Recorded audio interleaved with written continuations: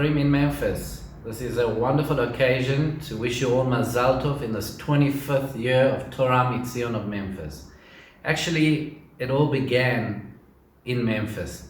I remember coming to you almost 25 years ago in the summer, and Rabbi Grossman, Zichrono Livracha, introduced me to Donnie Emerson, who was then president of the school, and to Andy Groveman, head of the Baron Hirsch Shul. And on that day, we laid the foundations of a historic movement called Torah Mitzion. And we've never looked back ever since. And under the leadership of David Cooper and all the friends, we reached the school, the shuls, the wider community of have a serious Makom Torah, Mitzion LeMemphis. This is it, 25 years from Yerushalayim to Memphis. So I want to say Toda Rabah for years of partnership, years of chevruta, years of hashpa'ah, influence, learning more Torah, coming closer to Eretz Israel, and there are those that actually made Aliyah.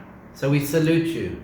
I salute the Shlichim, all the years, the Rashi Kollel, their wives, the Avrechim, the Bachurim, the families, our partners. This would never have happened if we didn't have a bridge which was two directions. We've done so much together, and that's why this is a milestone in my personal and professional career. 25 years of Torah Mitzion, and it began in Memphis. Toda Rabah, Mazal Tov, and Besmachot, and Bezrat Hashem, that we'll see the fulfillment of the prophecy, Ki Mitzion Tetzei Torah, Udvar Hashem Yerushalayim, together. Toda Rabah.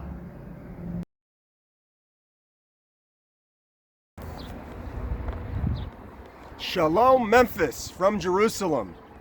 It's good to be with you, and I must say I really miss Memphis. But look at me, look where I am. I feel like I'm in a Virginia Slims commercial. I've come a long way, baby. So I'm sitting here in the Muslim cemetery on the eastern side of the old city, just outside of the Temple Mount, the Har HaBayit. Now, most of you are familiar with the Kotel, which is the western wall, a small part of the western retaining wall that served as a platform for the second temple, which was constructed by King Herod. But today I'm sitting on the eastern, outside the eastern wall. In front of which you can see behind me is a closed gate, referred today to as the Gate of Mercy, or the Beautiful Gate. Some people refer to it as the Eastern Gate, but it's in the location, the area where in the Second Temple period stood the Shushan Gate, which was the entrance into the Temple Mount. Now, one of the greatest thrills of being a tour guide is the ability and the privilege of connecting people to historical and biblical places. Now, today you can see I look a little jovial, a little happier than usual. First, because I'm doing this video for you, but most importantly, today my daughter Gabrielle, Gabby, and her husband, my son-in-law Yaakov, are naming my first grandchild. And it's also the third day of Purim in Jerusalem. But now I want to connect you to the story of Parsha Para, the story of the red heifer, and see if we can locate and connect the dots to find where the sacrifice of the red heifer may have occurred. So let me take off my celebratory hat and put on my tour guide hat and see what we can find. There. So if we look at the Torah, which you read in Shul today, we see Parsha Porah described to us the red heifer being taken as Moses was instructed to give the red heifer to Eleazar to take the red heifer outside of the camp, which is interesting because Most of the time, sacrifice was done inside the camp, inside the Mishkan, on the altar, or in this case behind me, on the Temple Mount. But for the red heifer ceremony, it was outside the camp. And it was to be taken to the Mount of Olives.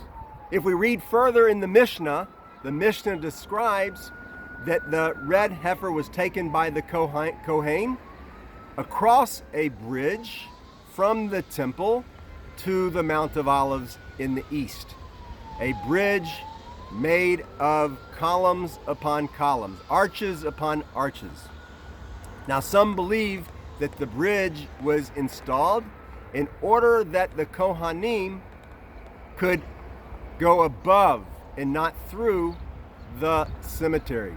Now, many of you have been to Israel, have seen the Mount of Olives is filled with tombstones, the Mount of Olives cemeteries, where Jews have been buried for 3,000 years, since the first temple period. I'm sitting in a Muslim cemetery that at one time in ancient times was a Jewish cemetery above the Kidron Valley on the slopes of Mount Moriah.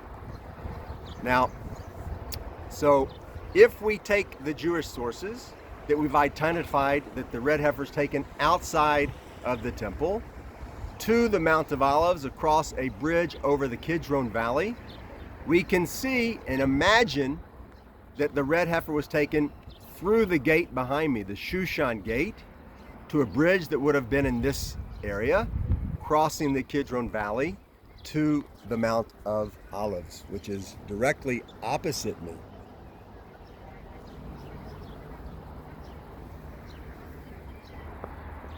So let's go and see if we can find the place of the slaughter of the red heifer. So I crossed from Mount Moriah over the Kidron Valley and ascended the Mount of Olives.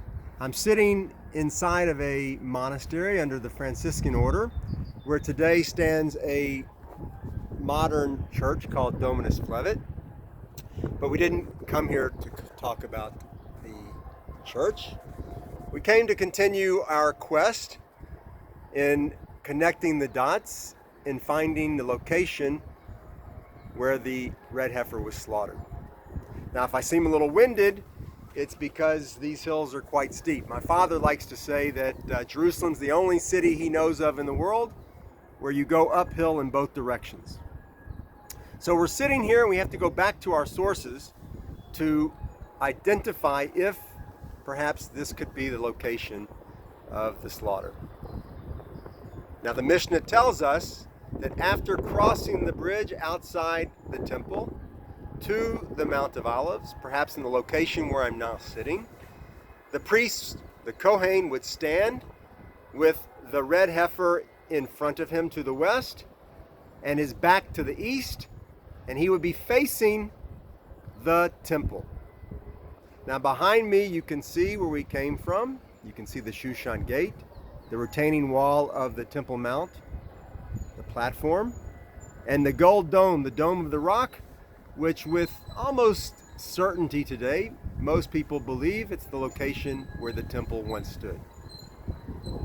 Now, the Mishnah goes on to say that after the Kohen slaughters the red heifer, he'll sprinkle the blood 7 times towards the Holy of Holies. Now, imagine yourself being part of the ceremony, sitting here on the Mount of Olives, looking across the Kidron Valley, through the Shushan gate, to Harkavy, through to the Holy of Holies. So maybe this is the place. Some even believe that there's a cistern here in the courtyard of the church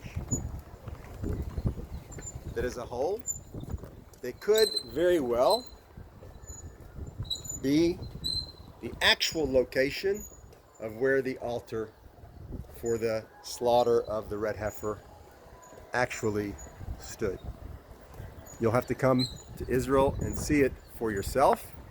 But for now, I hope that if just for 10 minutes I was able to transport you to the Holy Land, to Israel, our land, our home, and I hope that you are able to come yourself and be with us very soon.